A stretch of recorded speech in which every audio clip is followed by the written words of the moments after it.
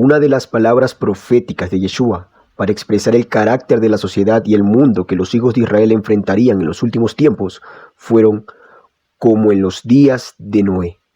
Se cree religiosamente que la gente en los días de Noé eran personas egoístas, malas y glotonas, que amaban los placeres carnales más que una vida de devoción a Dios, y que a causa de esta corrupción, Dios tuvo que enviar un diluvio sobre el mundo entero. Un clásico cuento para niños. La realidad es que en los días de Noé eran días como hoy, días de avanzada tecnología para su época. Fue una revolución científica, si se puede llamar así, que muy poco cuentan los historiadores. Vemos cómo Mesopotamia de aquella época recibió el contacto de seres de las estrellas, 200 tripulantes de acuerdo al registro, de una nave que cae dentro de la descripción de intergaláctica. Seres que, por supuesto, fueron más evolucionados que los Homo sapiens terrestres. Y no estoy contando una historia de ciencia ficción. Para nosotros, los nazarenos de esta generación, hablar de esto no es extraño. Es más, es completamente bíblico, acorde a las historias de nuestro pueblo. Israel, una nación enteramente contactada en Sinaí, en Arabia, con una nave que lo seguía día y noche, y marcó su ruta durante 40 años. Moisés, su líder, entró en este vehículo varias veces y recibió instrucciones de realizar un santuario conforme al modelo que vio allí. Esa misma nave volvió a verse cuando se inauguró el templo del rey Salomón. Estuvo presente en la transportación de Yeshua y será visible nuevamente cuando se inaugure el reino de acuerdo a la profecía de Isaías 4. Vemos a seres que están en constante vigilancia en toda la historia del pueblo de Israel y estarán presentes para dar su cumplimiento al final de sus días. Por lo que no es de espantarse cuando hablamos de estos temas. Vemos como en aquella época, donde se dice que estos seres enseñaron metalurgia, se dio inicio en la historia universal como la era de los metales. Enseñaron medicina a través de raíces, a observar y posicionar en los cielos las estrellas. Enseñaron a trabajar joyería, con metales y piedras preciosas, toda clase de ciencias ocultas, dando los primeros pasos en la alquimia. Esto y mucho más. Todo a cambio de las mujeres, las cuales comenzaron a darles hijos. Y estos no eran humanos, fueron híbridos de gran tamaño, de los cuales ya hemos hablado en este canal. Aquellos, por su gran contextura física y su linaje foráneo, llegaron a alcanzar gran fama y fueron los gobernantes de aquella época, emitiendo leyes injustas, aumentando la depravación sexual a través de las prácticas idolátricas, dirigiéndolas a seres que a los ojos de los hombres eran dioses, pero solo son criaturas vagantes y cuyo interés son ellos mismos y no la justicia. Estos caídos o nefilim proliferaron su semilla de manera muy rápida y mermando así no solo los recursos de los hombres, sino poniendo en peligro a esta especie. De la misma manera en la que los Homo sapiens y los neandertales coexistieron juntos en una época remota, estos últimos se extinguieron, en parte por las guerras y otra por los cruces genéticos. La humanidad en este punto del Medio Oriente estaba corriendo el mismo peligro, lo que se volvió un tropiezo para el plan del Eterno. Su linaje establecido con Adán corría peligro, por lo que intervino corrigiendo el rumbo de la humanidad, provocando un diluvio focalizado en Mesopotamia, y evidencias de esto se pueden hallar en el norte de Siria, justo en el Mar Muerto. En aquel tiempo fue un lago de agua dulce, y después del diluvio es lo que es ahora, cerca de las montañas de Ararat, en Turquía, donde reposó, y aún está el arca encallada, arca de madera, ya petrificada. También en estos alrededores se encontraron restos de humanoides, cuyas cabezas eran similares a los cráneos de Paracas, sin evidencia de una sutura sagital, lo que señala que es completamente genético, e híbridos, pues cuando se realizaron los análisis, estos cuerpos mostraron tener un ADN mitocondrial humano, es decir, del lado materno, pero el linaje paterno no coincidía con nuestra especie. Una evidencia más de la mezcla genética que abundaba en aquellos días. Todo esto está registrado en los videos del canal. En nuestros días, vemos que, aunque las circunstancias son distintas, los puntos a tocar son los mismos.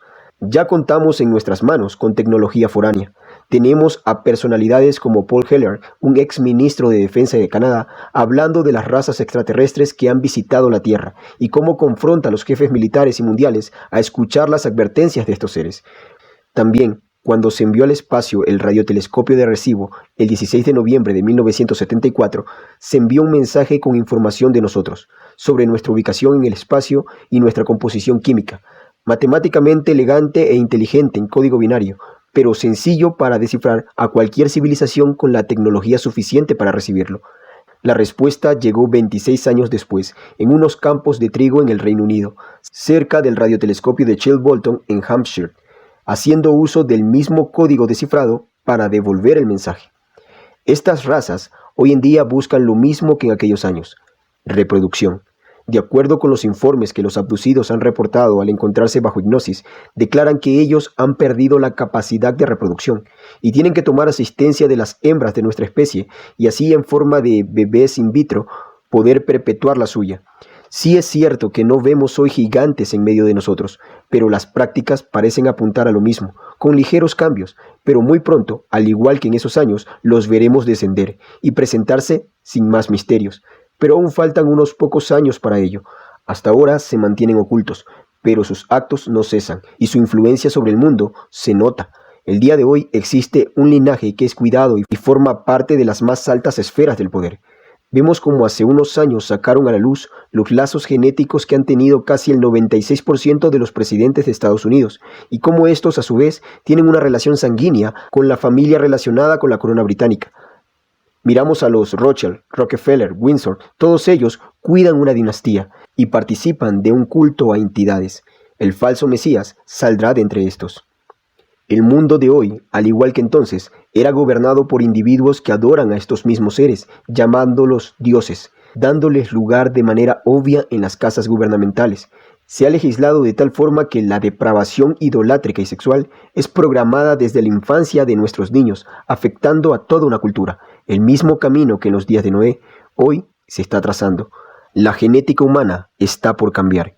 Si no se les pone un freno, en unas décadas no quedarán seres a los que se les pueda llamar 100% humanos, solo alterados, como una subespecie de los hombres.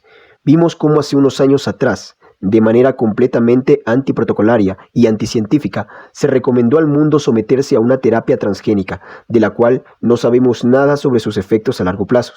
Y muchos, como ganado al matadero, hicieron filas sin cuestionar, sin valorar sus cuerpos, pisoteando todos los principios de la inmunología, aún profesionales de la salud, todos siguiendo órdenes de organizaciones que hoy son gobernadas y financiadas como poder fáctico de estas élites. Y esto solo fue la primera ola. Se viene una más agresiva y serán impuestas con totalitarismo. Muy pronto inyectarán un podador a la humanidad y solo aquellos despiertos se harán a un lado. Pero estas agendas buscarán su cumplimiento. Por palabra profética, sabemos que durará muy poco, pero lo suficiente para hacer más daño que cualquier otro imperio antecesor. Y así como en Mesopotamia se intervino para corregir y salvaguardar el linaje escogido, en estos días por venir se hará lo mismo.